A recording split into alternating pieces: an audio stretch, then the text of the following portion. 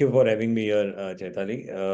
I'll talk about certain milestones that we have achieved in the last 4 or 5 years. As you are already aware that we are a 40-year-old company listed in the NSE BSE in the year 2007-8. Last 5 years, if you see, our growth has been exponential. We have been growing at about 26% CAGR year over year. The major milestones come from the Indian parent company, predominantly more to do from the smart city side. So we call ourselves as a pioneer in the Indian smart city, safe city business, which was, of course, launched by Mr. Modi in the year 2014 with a lot of fanfare. So as you are aware, about close to about 100 smart cities were announced under the smart city mission. We are currently implementing the safe and smart city for about 14 odd cities, and 2 more cities are in the pipeline. So that has been the major growth driver for us over the last 4 or 5 years. Apart from this, our international business in the US has also grown exponentially. We've been able to cater to larger clients there in the US with having multi-location, multi-geography presence and deliverable to our clients there. So that's how our growth has been over the last 3 or 4 years. Okay. So what would you like to highlight about your team? So, as you are aware, Chaitali, we are an IT company. So people are the bread and butter for us. I mean, if I keep on telling everybody that every business has got some raw materials. For us, the raw materials are people. We work with the most complex raw materials in the world. So having said that, we feel the team is the core team that we talk of is the most important part of our organization. So they are like the engine of the car. So if my organization is the car, the company is the car, they are the engine and the heart of the car. Of course, we require a good team to lead, drive the business and organization another level. So we have been fortunate over the last 3 or 4 years that even during the pandemic, our attrition rates were pretty low, almost in single digits, quarter over quarter and year over year. The fantastic part about that is that our technical core team, we have not seen any attrition in the last 5 years. We are only adding people, but we haven't seen anybody moving to another competitor or another company or leaving the job. So that's a very good part. Some of the reasons for that is that we believe in something called as ERA. So what is ERA? ERA is empowerment, responsibility, and accountability. So a lot of empowerment is given to our people, and we expect in return is responsibility and accountability. So it's when most of our competitors are very large in size, whenever somebody goes there, there's a lot of bureaucracy that is there in that organization. But however, since we are smaller in size, we are more flexible, more agile, and we are more faster in making decisions. And because of that, people feel a lot of empowerment. And that is a key differentiator for us when it comes to compare us with our competitors. Okay. So what are your current expansion plans? If somebody is looking at a company over the past 5, 6 years, we have been growing at other regions and other locations. This is based on the business requirement. Our strategy is very simple. I'm a Guju Banya. So, it's very simple to say that we will open up shop only when we have business there. So in the last couple of years, we've got some good contracts in our US subsidiary, which were typically asking us to operate out of different locations. So in the year 2019, we started our operations in Ireland after Brexit. So UK, we already had a company, but after Brexit, we understood that EU, that is European Union, would require a new headquarters. So we chose Ireland as our headquarters there. And from there, we started expanding to branches in Spain, Germany, Italy, France, other places. In 2020, 2021, we got a very large contract again in the US, for which we had to start our delivery centers out of China, Japan, and Brazil. 2022, 23, we started expanding ourselves to Canada and Mexico. Mexico was a strategical decision, keeping in mind the cost. It was in the same time zone in the US, and the cost was at least half of the US. So in our parlor, we call this as a near shore delivery center. So I'm sure most of you would be aware onshore and offshore. There is something called as near shore, where you give delivery out of near shore, which is uh, in the same time zone, but at a pretty cheaper rate. So that's the reason we opened up our operations in Mexico. And as year passes, and as the business grows, we are seeing a lot of good opportunities coming up in Middle East, so we might soon have some expansion plans there as well in the future. You know, Okay. that's how we generally try to expand. Okay. So please tell us about your financial strengths. So financially, if you look at our balance sheet, typically we are a net debt-free company. We have a lot of assets with us, financially very strong. We have a good chunk of cash reserves that we have kept in our kitty for expansions, future business growth, or having an inorganic growth with respect to acquiring some company in which is in our periphery of our future growth. Okay. So what is the current order book position? So order book, typically I give out a number. The number is anywhere between 16 to 1800 crore. The reason the number is a little inaccurate is because in the kind of business that we are, we keep on getting orders which need to be, deployed and executed in either in a quarter. During the year, we have a lot of renewals that happen. So this number is very dynamic and it keeps on changing quarter over quarter. So I would suggest, if people are listening to us, investors, please do not divide this order book number with the number of years and all.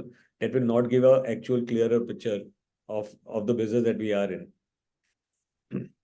Okay. Having said that, our strategy with respect to our revenue growth is very, very steady. We have divided our business segment into two lines. One is services and one is solutions. So service is something which we say is going to be recurring billing or contracts that we have for larger period of time, that is 3 to 5 years. And those billings will happen quarter over quarter or month over month. So that gives a lot of steadiness with respect to our revenue growth. So nobody will see a sudden spike or a sudden drop over our quarter over quarter results. Most probably, we will try to keep it steady, very predictable, and in the growing periphery. Okay. So what are your views on innovation, R&D, and governance? So innovation. So I'll tell you, as we always keep our one eye on the current business that we are doing, and another eye is always on the future technology that are going to be coming up.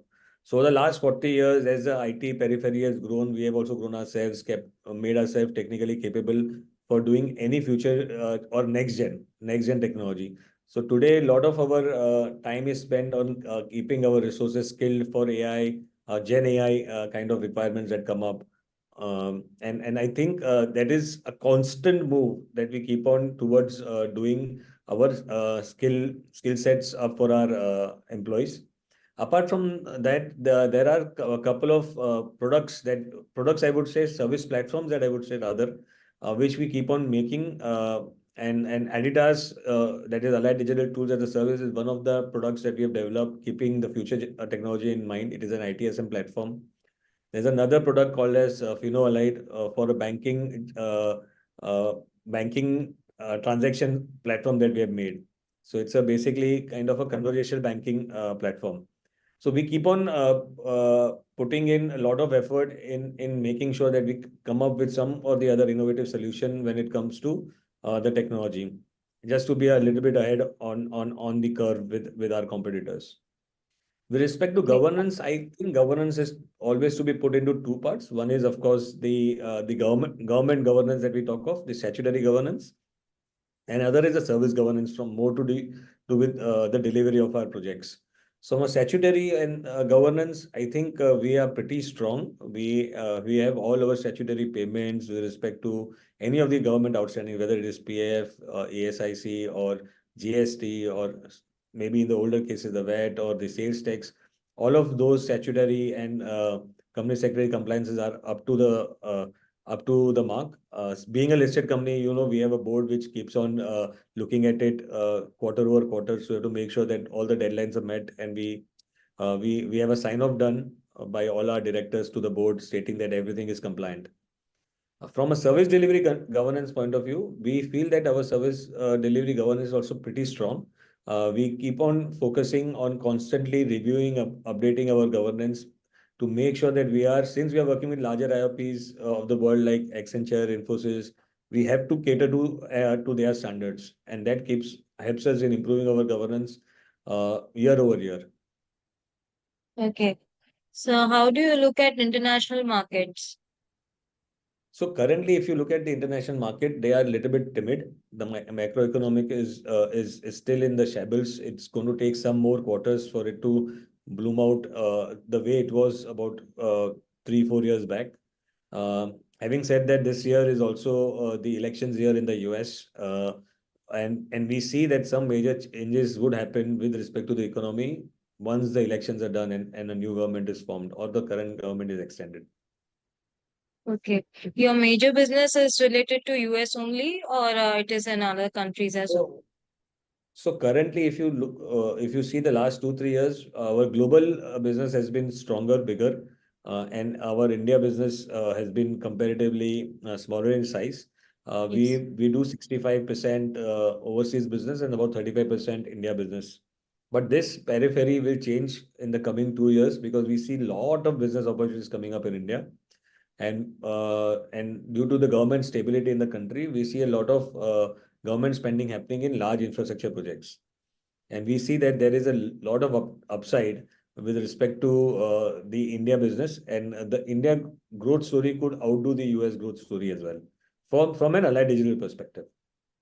And that's why we are very, very excited for the next 2, 3 years. We see our journey to be in the growth periphery.